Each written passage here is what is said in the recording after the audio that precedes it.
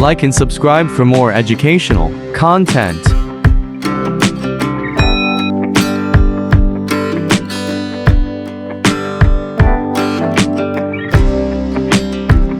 Hello મિત્રો, Larry accounts વાળામાં આપ લોકોનું હાર્દિક સ્વાગત છે. મિત્રો, આજે આપણે ડિબેન્ચરના હિસાબો નામનું ચેપ્ટર જોઈ રહ્યા છે. હવે આ ચેપ્ટરનું વેટેજ કેટલું છે, આમાં કયા પ્રકારના ક્વેશ્ચન પૂછાશે અને કેવા દાખલાઓ પૂછાઈ શકે, આ વસ્તુ જો આજે તમે સમજી ગયા તો આમાં ટોટલ 8 માર્કથી 8 માર્ક્સ તમારા પૂરેપૂરા આવશે. મિત્રો, આ જે દાખલાઓનું જે ડિટેલિંગ તમને કરેલું છે એ બધું જ ટોટલ 12 પેપરનું રિસર્ચ કરીને તમને આ બધું લખાવવામાં આવી રહ્યું છે. માટે આ લેક્ચરને જો તમે ધ્યાનથી જોશો તો તમારા 8 માંથી 8 માર્ક્સ પૂરેપૂરા આવશે. તો મિત્રો, ચલો દાખલાની ચેપ્ટરની શરૂઆત કરીએ. હવે મિત્રો, આ જે ડિબેન્ચરના હિસાબો નામનું ચેપ્ટર છે એમાં સેક્શન A માંથી એક ક્વેશ્ચન પૂછાશે, સેક્શન B માંથી એક ક્વેશ્ચન પૂછાશે અને સેક્શન C માંથી બે ક્વેશ્ચન પૂછાવાના છે. એટલે કે 3 માર્ક્સના બે ક્વેશ્ચન પૂછાશે. એટલે કુલ આપણા જે માર્ક્સ છે એ 8 થશે. હવે મિત્રો, સૌથી પહેલા તો ડિબેન્ચર એટલે શું? મિત્રો, તમને ખ્યાલ છે કે જ્યારે કોઈ નાનો વેપારી ધંધો શરૂ કરે તો અમુક વાર પોતાની માલિકીની મૂડી લાવતો હોય છે અને માલિકીની મૂડીમાં થોડીક અછત પડતી હોય તો એના મિત્રો પાસેથી તે ઉધાર કે તેના સગા સંબંધીઓ પાસેથી પણ એ ઉધાર રૂપિયા લેતો હોય છે. તો આ જે ઉછીના નાણાં જે લે છે એ આપણું દેવું કહેવાય છે. એવી જ રીતે જે જાહેર કંપનીઓ છે એ ડિબેન્ચર બહાર પાડીને લાંબા ગાળા માટે ઉછીના નાણાં મેળવી શકે છે.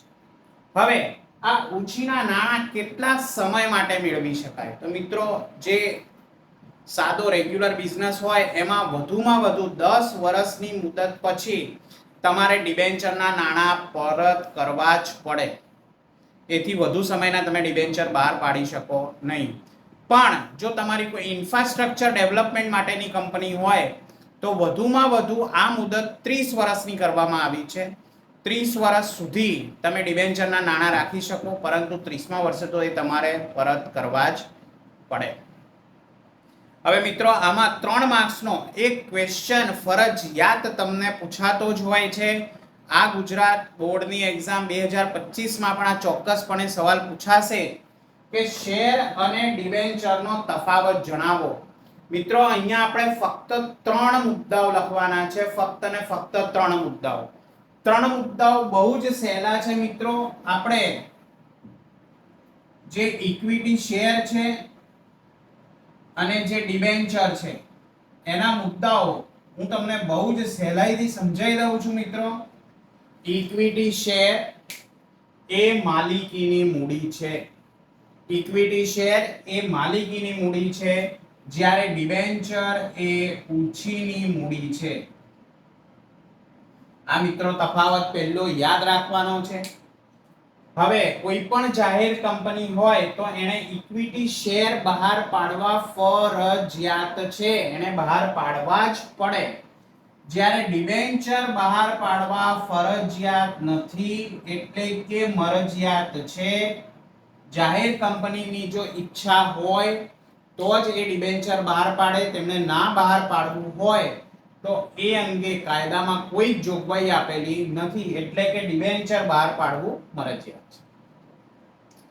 ત્રીજું, ઇક્વિટી શેરમાં જે નફાનો ભાગ મળે છે ઇક્વિટી શેર હોલ્ડરને, એને ડિવિડન્ડ કહેવામાં આવે છે. જ્યારે ડિબેન્ચર હોલ્ડરને જે કંઈ પણ વળતર સ્વરૂપે રકમ આપવામાં આવે છે એને વ્યાજ કહેવામાં આવે છે. મિત્રો, આ 3 તફાવતના મુદ્દા છે.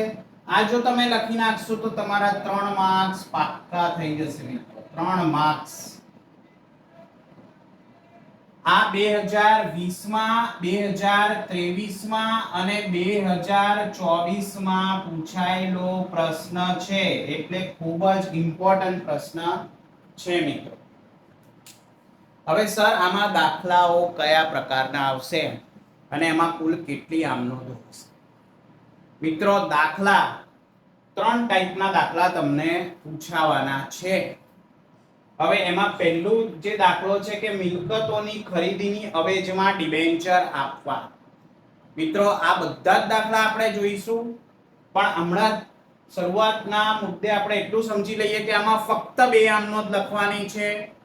ફક્ત 2 આમ નોંધ એટલે ખૂબ જ અગત્યનો સવાલ રહેશે. બીજું છે ડિબેન્ચર પરત કરવા. તો ડિબેન્ચર પરત કરવામાં મિત્રો 3 ટાઈપના તમને દાખલા આવી શકે કે ડિબેન્ચર વટાવથી બહાર પાડ્યા હોય અને પ્રીમિયમથી પરત કર્યા હોય. પહેલું છે મિત્રો વટાવથી બહાર પાડ્યા હોય અને પ્રીમિયમથી પરત કર્યા હોય. બીજો સામે એવો આવી શકે કે મૂળ કિંમતે બહાર પાડ્યા હોય અને પ્રીમિયમથી પરત કર્યા હોય. અને ત્રીજો દાખલો એવો આવી શકે કે પ્રીમિયમથી જ બહાર પાડ્યા હોય અને પ્રીમિયમથી જ પરત કરવામાં આવે. તો મિત્રો અહીંયા એવું બનશે કે પ્રીમિયમ જે લીધેલું હોય એ 10, 5 કે 15 રૂપિયા હોય, પણ એ પરત જ્યારે કર્યું હોય તો ચોક્કસપણે પરત પ્રીમિયમની રકમ વધુ હશે. 15 રૂપિયા હશે, 20 રૂપિયા હશે કે 25 રૂપિયા હશે. એટલે જે તમને પ્રીમિયમ મળ્યું હશે એ ઓછું હશે અને જે તમે પરત કર્યું હશે પ્રીમિયમ વધારે હશે. ચોક્કસપણે આવો દાખલો તમને પૂછાવાનો જ છે. અને ત્રીજું કે પોતાના ડિબેન્ચર બજારમાંથી ખરીદવા. અહીંયા મિત્રો આ જે ડિબેન્ચર પરત કરવાના છે એમાં કુલ 4 આમ નોંધ છે. મિત્રો ફક્ત ને ફક્ત 4 આમ નોંધ છે. જ્યારે પોતાના ડિબેન્ચર બજારમાંથી ખરીદવા એમાં 2 આમ નોંધ તમારે લખવાની છે. ડિબેન્ચર નું ચેપ્ટર આટલું સરળ છે મિત્રો. આટલા જ દાખલાઓ આવી જ ટાઈપનું આ જ બધું તમને પૂછાવાનું છે. આના સિવાય બીજું કંઈ પણ પૂછાશે નહીં. એ બોર્ડના છેલ્લા 12 વર્ષના પેપરને રિસર્ચ કરીને આટલું કાઢેલું છે. આટલું જો તમે કરી જશો ચોક્કસપણે તમારા 8 માંથી 8 માર્ક્સ આવી જશે. તમારા મિત્રોને, તમારા સગા સંબંધીઓને, બરાબર, અથવા તમારા કોઈ કુટુંબ વર્તુળમાં જે 12મા ધોરણમાં ભણતું હોય એને આ વિડિયો ચોક્કસ શેર કરજો મિત્રો. 8 માંથી 8 માર્ક્સ ચોક્કસપણે એના આવશે જ. અને લેરી એકાઉન્ટ્સ વાળામાં તમને ખ્યાલ છે કે ટુ ધી પોઈન્ટ બોર્ડમાં પૂછાય એવા જ દાખલાઓની ચર્ચા અહીંયા કરવામાં આવે છે. બાકી જે વેસ્ટેજ ઓફ ટાઈમ છે એની ચર્ચા અહીંયા કરવામાં આવશે નહીં. થેન્ક યુ મિત્રો. આ ચેનલને વધુને વધુ સબસ્ક્રાઇબ કરતા રહો અને આ વિડીયોને વધુમાં વધુ શેર કરશો. થેન્ક યુ વેરી મચ મિત્રો.